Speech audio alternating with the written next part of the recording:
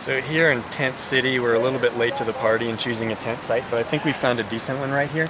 It's fairly flat. It is slightly angled, but we'll make sure to put our heads uphill. What we're going to do next, though, is scan the ground for sharp objects like pine cones and sticks before we put our tent out.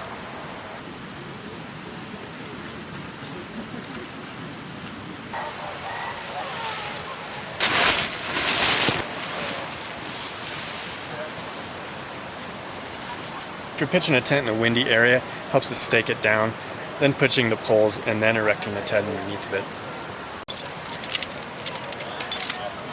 So I'm putting this pole system together. I'm trying not to let them snap together too hard, which is, as you heard, just one snap right there. But over time, as that happens, the pole connection can fray a little bit, and they won't seat as well.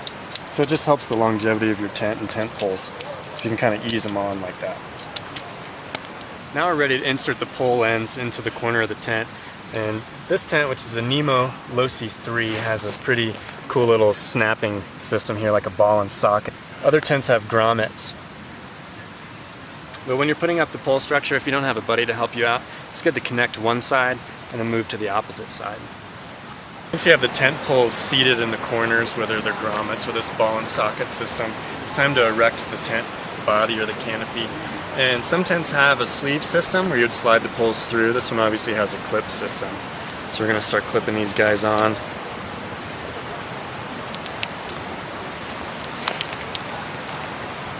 So I'm going to go ahead and stake out the tent.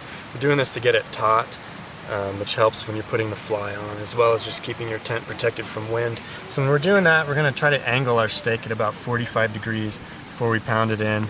And we're doing that just because it gives it a mechanical advantage against wind. Next step, tent fly. So we're working to get it centered over the body of the tent, just where we know it's going to go before we clip it down to the corners of the tent and to the sides, and then stake out the vestibules. Okay.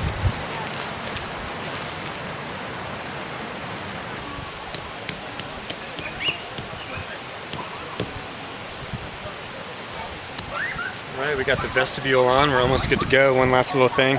We're going to walk around the tent and tighten the vestibule, make sure it's good and taut, just in case it rains or any moisture gets in there. Keep it nice and tight. We're good to go.